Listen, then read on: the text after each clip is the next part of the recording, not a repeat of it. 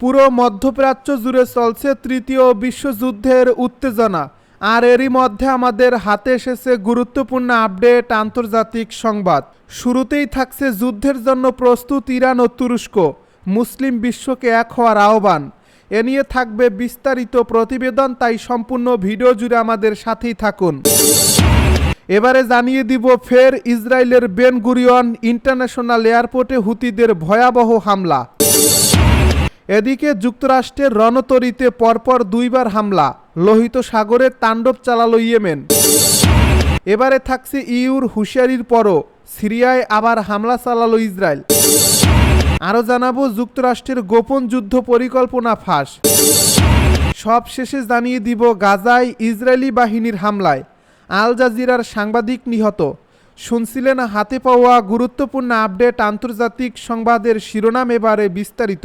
তবে তার আগে অনুরোধ রইল ভিডিওটিতে একটি লাইক দিন এবং কমেন্ট করে জানিয়ে দিন ভিডিও সম্পর্কে আপনার মূল্যবান মতামত। আরও জানিয়ে দিন ভিডিওটি কোথা থেকে দেখছেন বা কোন জেলা থেকে দেখছেন। যুদ্ধের জন্য প্রস্তুত ইরান ও তুরস্ক, মুসলিম বিশ্বকে এক হওয়ার আহ্বান। মধ্যপ্রাচ্যে উত্তেজনা বেড়েই চলছে। এর মধ্যেই ইরান ও তুরস্ক তাদের সামরিক প্রস্তুতি আরও জোরদার করছে। সাম্প্রতিক ঘটনাবলীর প্রেক্ষাপটে এই দুই দেশ যুদ্ধের জন্য নিজেদের শক্তি বাড়াচ্ছে এবং পুরো মুসলিম বিশ্বকে ঐক্যবদ্ধ হওয়ার আহ্বান জানাচ্ছে।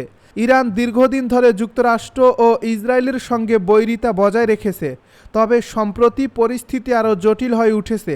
দেশটির সর্বোচ্চ নেতা আয়াতুল্লাহ আলী খামেনি স্পষ্ট ভাষায় বলেছেন, মুসলিম বিশ্বকে এখন ঐক্যবদ্ধ হতে হবে এবং যে কোনো আক্রমণের বিরুদ্ধে প্রতিরোধ গড়ে তুলতে হবে। ইরানের বিপ্লবী গার্ড বাহিনী উচ্চমাত্রার প্রস্তুতি গ্রহণ করেছে এবং একাধিক সামরিক মহড়া চালাচ্ছে। দেশটি নতুন ব্যালিস্টিক ও ক্রুজ ক্ষেপণাস্ত্র পরীক্ষা করেছে, যা তাদের প্রতিরক্ষা শক্তিকে আরও মজবুত করছে। তুরস্কও তাদের সামরিক শক্তি বাড়াচ্ছে। প্রেসিডেন্ট রিসেপ তাইয়েপ এরদোয়ান একাধিকবার বলেছেন, মুসলিম দেশগুলোর উচিত পারস্পরিক সহযোগিতা বাড়ানো এবং নিজেদের প্রতিরক্ষা শক্তিশালী করা। তিনি আরও বলেছেন, আমরা যদি ঐক্যবদ্ধ হই তাহলে কেউ আমাদের পরাজিত করতে পারবে না। তুরস্ক তাদের সামরিক ড্রোন উৎপাদন বাড়িয়েছে এবং বিভিন্ন মুসলিম দেশের সঙ্গে প্রতিরক্ষা সহযোগিতা জোরদার করছে। ইরান ও তুরস্কের নেতারা মুসলিম দেশগুলোকে আহ্বান জানিয়ে বলেছেন, পশ্চিমা বিশ্বের আধিপত্যবাদী নীতির বিরুদ্ধে রুখে দাঁড়ানোর এখনই সময়। তারা বলছেন, মধ্যপ্রাচ্যের বর্তমান পরিস্থিতি মুসলিম বিশ্বের ঐক্যের প্রয়োজনীয়তা আরও বাড়িয়ে তুলেছে। বিশ্লেষকরা মনে করছেন, ইরান ও তুরস্কের এই সামরিক প্রস্তুতি এবং তাদের আহ্বান পুরো মুসলিম বিশ্বকে নতুন রাজনৈতিক ও সামরিক মেরুকরণের দিকে ঠেলে দিতে পারে। এই পরিস্থিতি ভবিষ্যতে আরও বড় সংঘাতের দিকে এগোতে পারে, যা পুরো বিশ্বকেই প্রভাবিত করতে পারে। ফের ইসরায়েলের বেন গুরিয়ন ইন্টারন্যাশনাল এয়ারপোর্টে হুতিদের ভয়াবহ হামলা। ইসরায়েলের প্রধান আন্তর্জাতিক বিমানবন্দর বেন গুরিয়ন ইন্টারন্যাশনাল এয়ারপোর্টে ক্ষেপণাস্ত্র হামলা চালানোর দাবি করেছে ইয়েমেনের হুতি বিদ্রোহী গোষ্ঠী। মঙ্গলবার এ হামলা চালানো হয়েছে, খবর টিআরটি ওয়ার্ল্ডের। এক বিবৃতিতে গোষ্ঠীটির পক্ষ থেকে বলা হয়েছে, মঙ্গলবার বেন গুরিয়ন ইন্টারন্যাশনাল এয়ারপোর্টকে লক্ষ্য করে দুটি হাইপারসনিক ক্ষেপণাস্ত্র ছোড়া হয়েছে। এছাড়া লোহিত সাগরে অবস্থানরত মার্কিন যুদ্ধজাহাজকে লক্ষ্য করেও হামলা চালানো হয়েছে বলে উল্লেখ করা হয়েছে এই বিবৃতিতে। ক্ষেপণাস্ত্র হামলায় বেন গুরিয়ন বিমানবন্দরে প্রাণহানি ও ক্ষয়ক্ষতির কোনো তথ্য এখনও পাওয়া যায়নি। এ ব্যাপারে বিস্তারিত জানতে ইসরায়েলের সরকারি কর্মকর্তাদের সঙ্গে যোগাযোগ করেছিল তুরস্কের রাষ্ট্রায়ত্ত বার্তা সংস্থা আনাদুলো এজেন্সি, তবে কোনো কর্মকর্তা মন্তব্য করতে রাজি হয়নি। স্থানীয় সংবাদ মাধ্যমগুলো অবশ্য জানিয়েছে যে ক্ষেপণাস্ত্রগুলো বিমানবন্দরে আঘাত হানার আগেই সেগুলো ধ্বংস করেছে ইসরায়েলের এয়ার ডিফেন্স সিস্টেম। যুক্তরাষ্ট্রের রণতরীতে পরপর দুই হামলা, লোহিত সাগরে তাণ্ডব চালালো ইয়েমেন। গাজায় ইসরায়েলি আগ্রাসনের প্রতিশোধ নিতে তেল আবিবের বেন গুরিয়ন আন্তর্জাতিক বিমানবন্দরে ক্ষেপণাস্ত্র হামলা চালিয়েছে ইয়েমেনের প্রতিরোধ বাহিনী।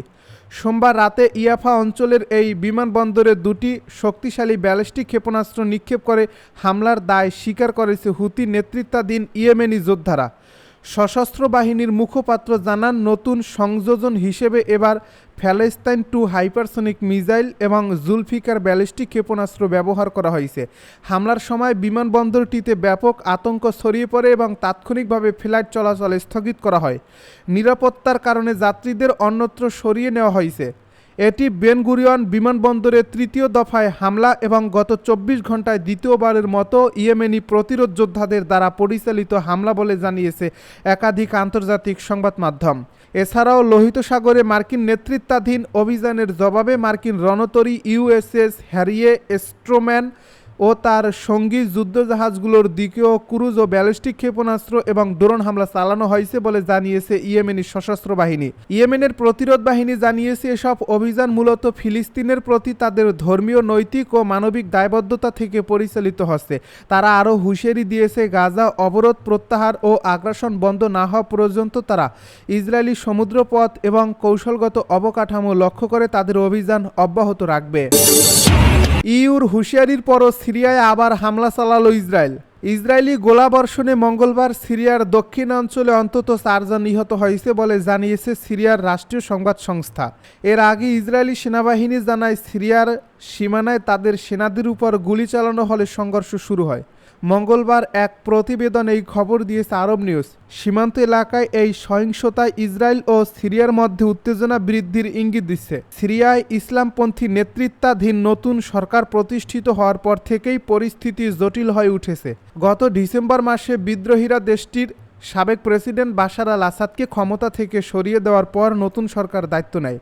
ইসরায়েল আগেই জানিয়ে দিয়েছে যে দক্ষিণ সিরিয়ায় কোনো ইসলামপন্থী সশস্ত্র গোষ্ঠীর উপস্থিতি তারা সহ্য করবে না।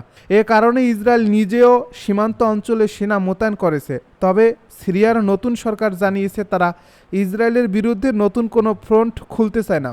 মঙ্গলবার ইসরায়েলি সামরিক বাহিনী জানায়, দক্ষিণ সিরিয়ায় সশস্ত্র যোদ্ধারা ইসরায়েলি বাহিনীর দিকে গুলি ছোড়ে। যদিও ইসরায়েলি সেনারা সিরিয়ার ভূখণ্ডের ভেতরে ছিল কিনা সে বিষয়ে তারা কিছু বলেনি। ইসরায়েলি বাহিনী পাল্টা গুলি চালায় এবং পরে একটি যুদ্ধবিমান দিয়ে হামলা চালানো হয়। তবে হতাহতের বিস্তারিত তথ্য জানানো হয়নি। যুক্তরাষ্ট্রের গোপন যুদ্ধ পরিকল্পনা এবার ফাঁস। সিগন্যালের গ্রুপ চ্যাটে সামরিক অভিযান নিয়ে আলোচনা করেছেন ডোনাল্ড ট্রাম্প প্রশাসনের সদস্যরা। সেই চ্যাটে ছিলেন এক সাংবাদিকও। পরে সেই তথ্য ফাঁস করেন ওই সাংবাদিক, খবর ডয়চে ভেলের। সোমবার ট্রাম্প প্রশাসন জানিয়েছে, কর্মকর্তারা মার্কিন সামরিক পরিকল্পনা নিয়ে আলোচনা করার গ্রুপ চ্যাটে ভুল করে এক সাংবাদিককে রেখেছিলেন। সাধারণত কোনো গ্রুপ চ্যাটে গোপন সামরিক অভিযান নিয়ে আলোচনা হয় না। সিগন্যাল মেসেজিং গ্রুপে প্রেসিডেন্ট ডোনাল্ড ট্রাম্প, মন্ত্রিসভার একাধিক সদস্য ছাড়াও ছিলেন উপরাষ্ট্রপতি জেডি ভান্স এবং প্রতিরক্ষা মন্ত্রী পিট হেগসেথ। সেই গ্রুপে দ্য অ্যাটলান্টিক পত্রিকার সাংবাদিক জেফ্রি গাল্টবার্গকেও রাখা হয়েছিল। তিনি আরও লিখেছেন, আমার সন্দেহ ছিল এই টেক্সট গ্রুপটা আসল হতেই পারে না, কারণ আমি ভাবতে পারিনি জাতীয় সুরক্ষার বিষয়টি নিয়ে মার্কিন নেতৃত্ব সিগন্যালের মাধ্যমে কথা বলবেন, পরবর্তী সামরিক পরিকল্পনার কথা জানাবেন। এই গ্রুপ চ্যাটে ইয়েমেনে হুতিদের উপর বিমান হামলার বিষয়টি নিয়ে আলোচনা হয়, যার ফলে বিমান হামলার কয়েক ঘন্টা আগেই গোল্ডবার্গে জেনে গিয়েছিলেন এই হামলা হতে চলেছে। গত 15 মার্চে যুক্তরাষ্ট্র ইয়েমেনে হুতিদের উপর আক্রমণ চালায়।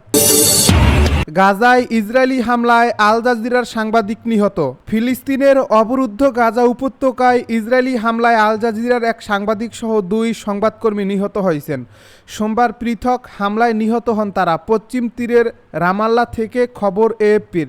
গাজার উত্তরে বেইত লাহিয়ায় সাংবাদিকদের একটি গাড়ি লক্ষ্য করে গোলাবর্ষণ করা হলে বেশ কয়েকজন নিহত হন। এর মধ্যে আল জাজিরার সাংবাদিক হোসাম সাবাত অন্যতম।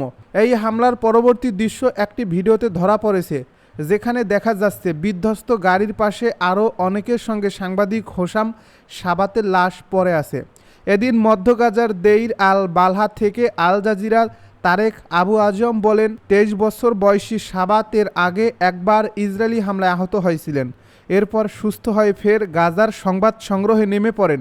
অবশেষে সেই ইসরায়েলি বাহিনীর হামলায় প্রাণ হারালেন তিনি।